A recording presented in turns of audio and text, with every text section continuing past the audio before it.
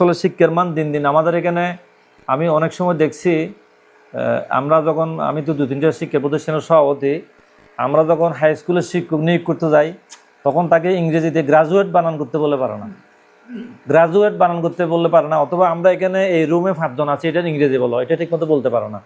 কারণ মাস্টার যদি এক্সপার্ট না হয়, মাস্টার যদি ঠিক না হয়, তাহলে ছাত্ররা যাবে কোথায়? তো যেরকম মাস্টার সেরকম ছাত্র, সেরকম কমিটি। সুতরাং শিক্ষাকে অবশ্যই গুরুত্ব দিতে হবে। এটা শিক্ষা, যে দেশের মানুষ যত বেশি শিক্ষিত সে দেশের মানুষ তত বেশি উন্নত। সুতরাং আমাকে শিক্ষার দিকে জোর দিতে হবে।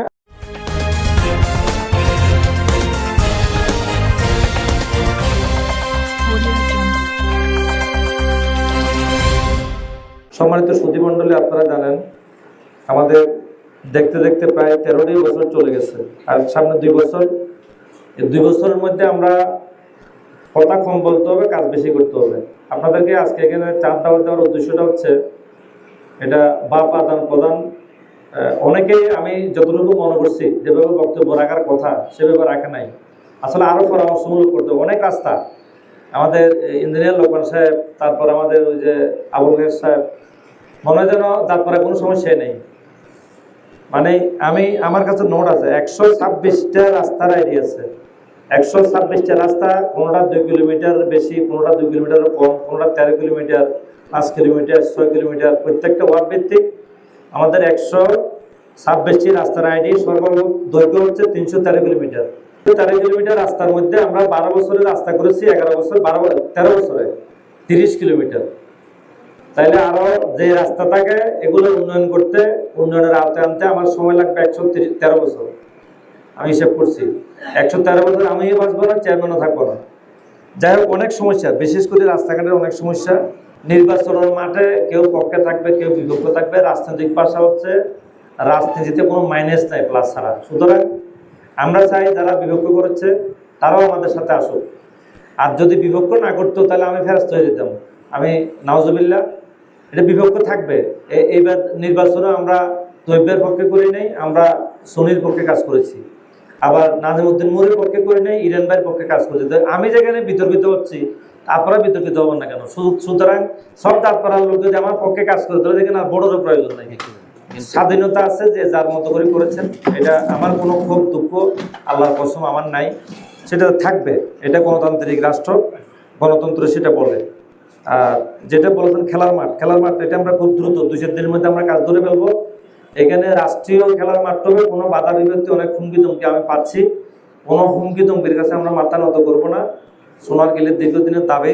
আমাদের সভাপতি সাহেব তহিদ চৌধুরী সাহেব যে কথাটা বলেছেন, চামাগোনা সড়ক, ওইটা অলরেডি 1 কিলোমিটার রাস্তা দেওয়া আছে। ঈদের আগে অনুমোদন হওয়ার কথা ছিল, কোরবানের আগে। অনুমোদনটা এখনো হয় নাই, সেটা আনিস সাহেবের কাছে আছে। 96 লক্ষ কত হাজার টাকা আমরা একটা 1 কিলোমিটার বরাদ্দ, অনুমোদন হয়ে যাবে আশা করি, যে টেন্ডার হয়ে যাবে।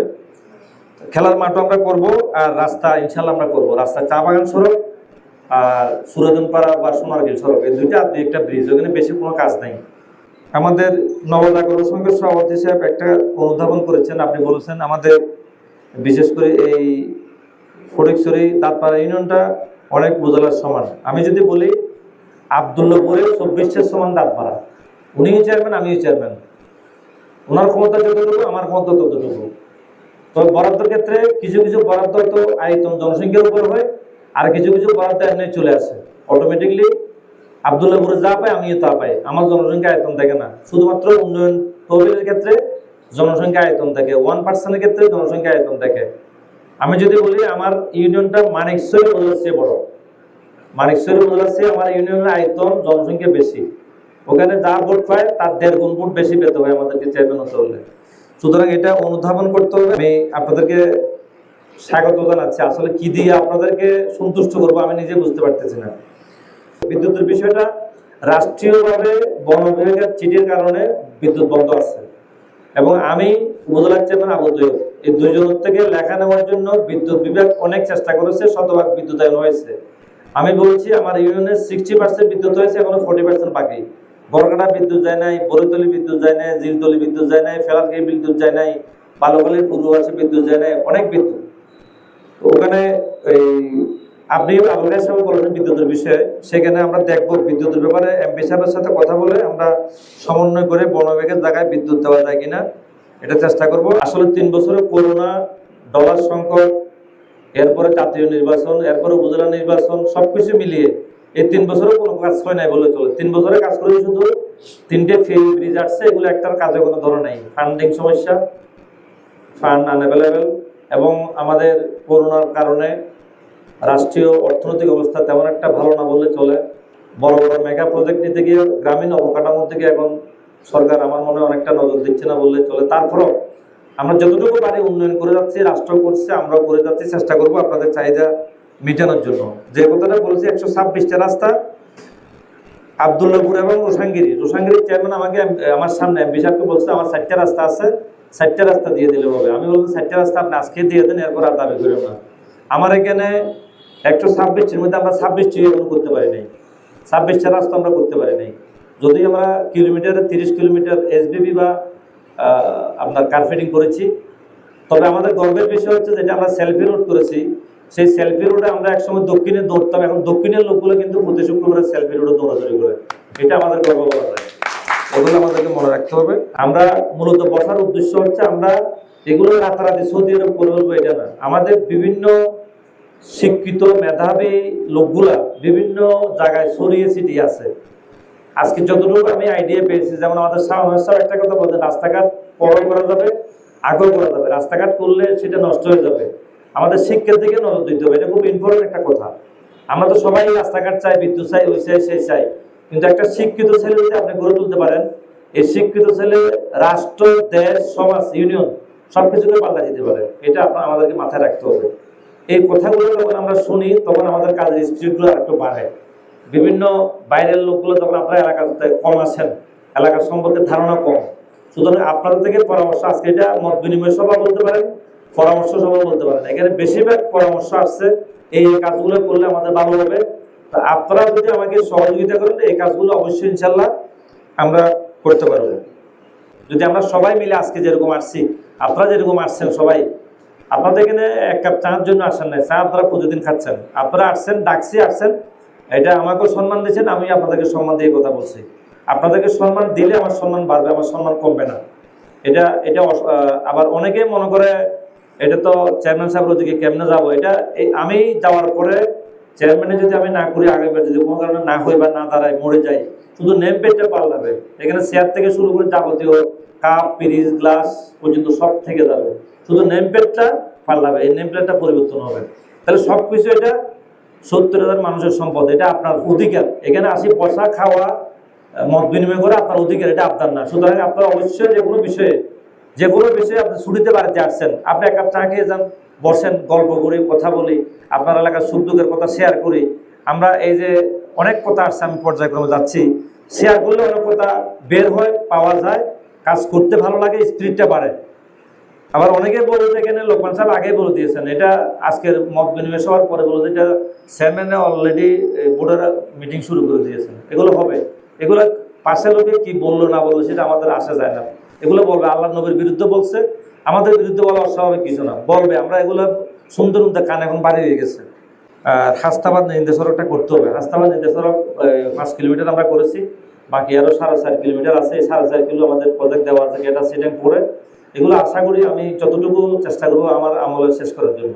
লোকমান সাহেব যেটা বলেছেন, এই যে ঈদ উপলক্ষে অপ্রীতিকর কোনো ঘটনা ঘটেনি, এটা শুধু আমার একক প্রচেষ্টা না, এটা আপনারা যারা দূর দূরান্ত থেকে আসছেন, শিক্ষিত সমাজ, এটা আপনাদেরও অনেক সহযোগিতা আছে বলেই আজকে দাঁতমারা ভালো আছে। আমরা চাই দাঁতমারাতে কোনো মাদকের আড্ডাখানা না হোক, চাঁদাবাজির আড্ডাখানা না হোক, মাদক মুক্ত দাঁতপাড়া, আধুনিক দাঁতপাড়া, শিক্ষিত দাঁতপাড়া।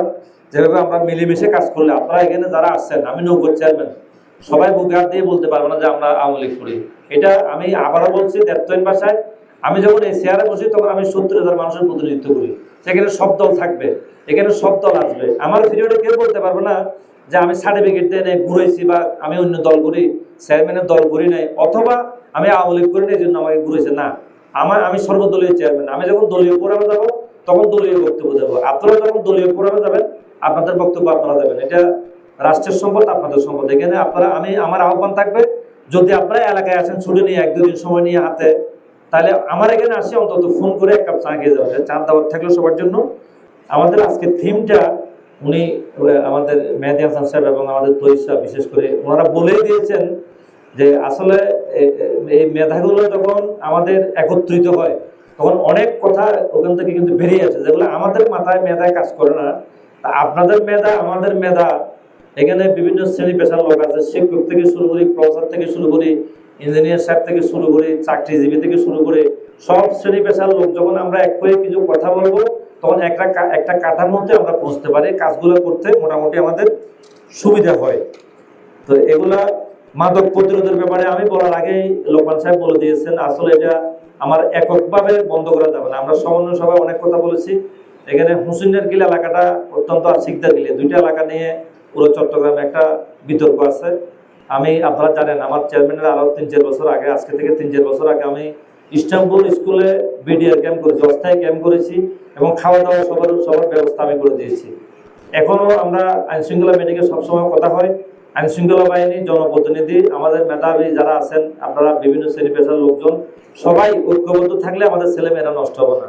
সবাই সমন্বয়ে যদি আমরা কাজ করি তাহলে আমরা বন্ধ করতে পারবো ইনশাল্লাহ।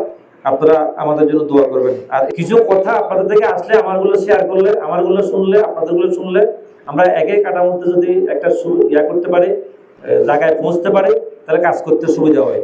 এক সময় আমরা আজকে থেকে আরো 5-7-10 বছর আগে আমি যখন প্রথম চেয়ারম্যান হই, যেভাবে দৌড়িয়া তদবির করে রাস্তাঘাট নিয়ে আসছি, এখন কিন্তু ওই সুবিধাটা আর নাই। যদি আপনারা বিভিন্ন অ্যাঙ্গেলে আছেন, এখানে প্রফেসর সাহেব আছেন, ইঞ্জিনিয়ার সাহেব আছেন, আমাদের তৈরি সাহেব আছেন, যদি আপনাদের কোনো